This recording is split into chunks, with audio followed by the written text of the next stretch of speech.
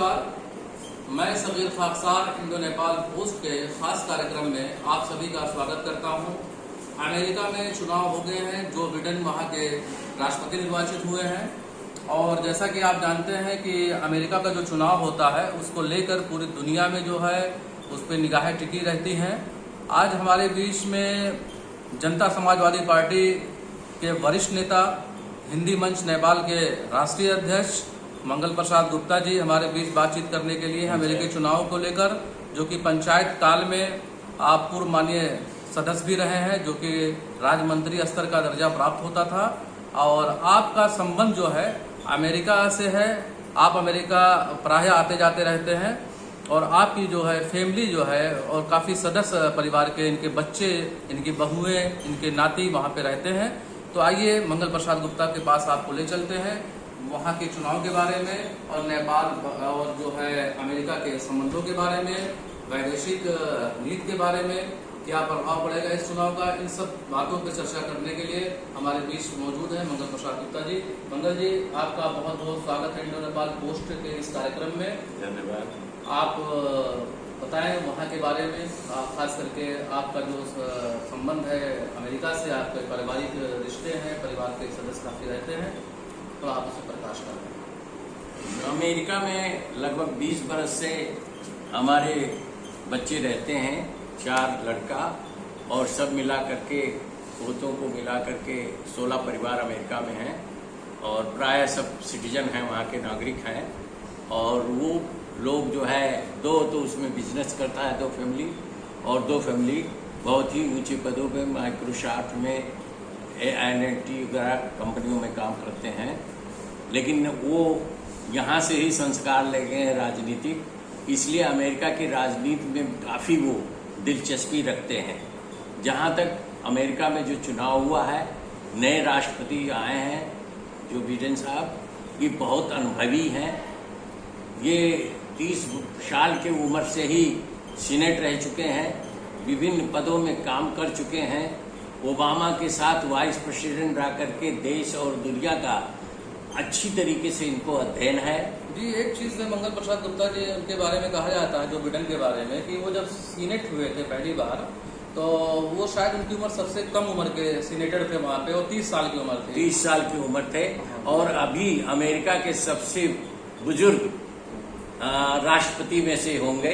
एक रिकॉर्ड और उनके पक्ष में जाता है, जैसा कि खबरें आ रही हैं कि 7 करोड़ वोट इन्होंने हासिल किया है, जो कि अभी तक के जो जितने भी राष्ट्रपति हुए हैं उसमें सर्वाधिक वोट है इनका। सर्वाधिक वोट है और क्या कहते हैं, ये अनुभवी है, इनका मृदुभाषी भी है।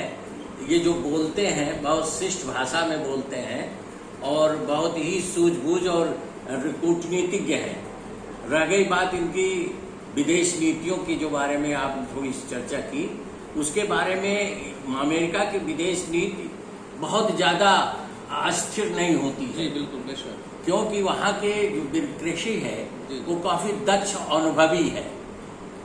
जो राष्ट्रपति होते हैं या राजनीतिज्ञ होते हैं, उनकी कार्यशैली में, उनके विचार में, उनके एक्सप्रेशन में, हाव भाव में, उनके बोली विचार में फर्क दिखता है। लेकिन नीतियां अमेरिका की प्रायः स्थिर होती हैं।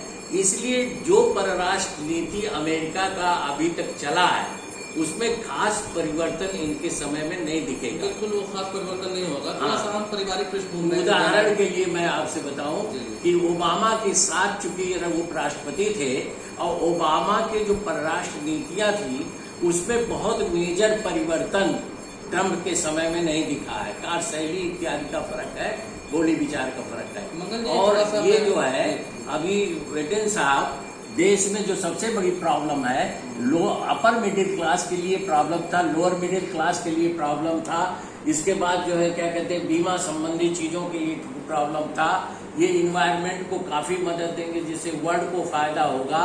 इसके बाद ये अब वहाँ हाईटेक इंडस्ट्री अमेरिका में लाना चाहते हैं, जैसे सौर किरण हुआ, विंड हुआ, हवा हुआ, या जो पेट्रोलियम से गैस निकलता है उससे पोल्यूशन फैलता है, उसको क्या कहते हैं, उसको चेंज करके उसके यूज में लाने के लिए है।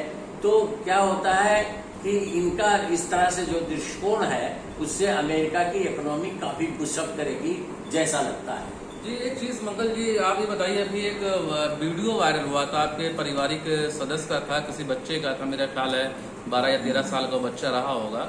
तो वो उसमें मैंने देखा कि वो उस वीडियो में वहाँ का जो चुनाव है वहाँ का वो एक तरीके से पॉलिटिकल एनालिसिस कर रहे थे, असेसमेंट कर रहे थे कि मतलब वहाँ का क्या चुनाव होने वाला।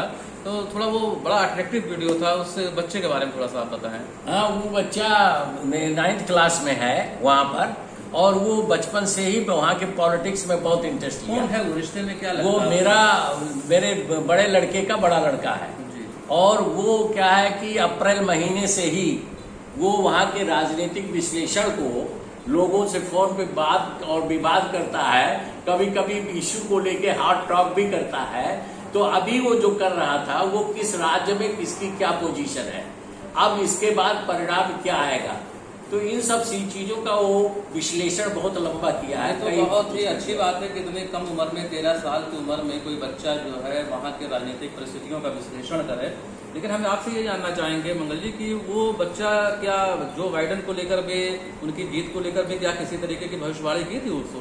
हाँ, उसने उनके बाइडेन के पिछले जीवन इतिहास का और उनके जीवन शैली का से आकर्षित होकर के उनके बारे में व्याख्या किया करता था, लेकिन शकबर वो तटस्थ होकर के राजनीतिक विश्लेषण करता था और उस विश्लेषण में उसको अच्छी उपलब्धि मिली। मंगल जी रही। आप तो वैदेशिक मामलों के काफी जानकार हैं और काफी दुनिया आपने घूमी है, और हिंदी मंच नेपाल के भी आप अध्यक्ष हैं, और अभी आपने जो हिंदी सम्मेलन भी कराया था उसमें काफी देशों के लोग आए थे, अमेरिका से भी लोग आए हुए थे। आप ये बताइए नेपाल और जो है अमेरिका के बीच जो है संबंधों पे क्या प्रभाव पड़ने वाला है जो बिडेन के आने के बाद? वैसे तो अमेरिका का नेपाल के साथ बहुत अच्छा संबंध रहा है। यहाँ के काफी नागरिक वहाँ पर रहते हैं, कुछ तो पढ़ने गए थे, कुछ डीबी कार्यक्रम के अंतर्गत काफी नेपाली हैं। प्रत्येक स्टेट में जहाँ जाइए आपको नेपाली मिलेंगे, और इन्होंने अपने हाव भाव व्यवहार विचार से अमेरिका में एक बहुत अच्छा इमेज कायम कर रखा है। नेपाली नागरिक के प्रति अमेरिकन का बहुत ही अच्छा और उच्च विचार है। ये शांत मिजाज के हैं, लेबोरियस है, ईमानदारी से काम करते हैं, इसलिए वो काफी आकर्षक बने हुए हैं।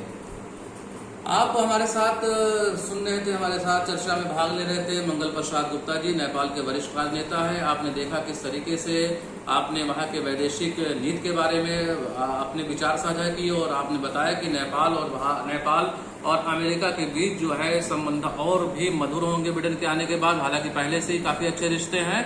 तो ये परिचर्चा में हमारे साथ मंगल जी आप आए और आपने अपने विचारों को साझा किया, बड़ी खुशी हुई। इंडो नेपाल पोस्ट के इस कार्यक्रम में आप शामिल होने के लिए मैं आपका तहे दिल से शुक्रिया अदा करता हूँ। नमस्कार। मैं आपको धन्यवाद देता हूँ मेरे विचारों को आम लोगों तक पहुँचाने के लिए जो अवसर दिया, इससे मैं बहुत ही एहसानमंद हूँ। बहुत बहुत शुक्रिया।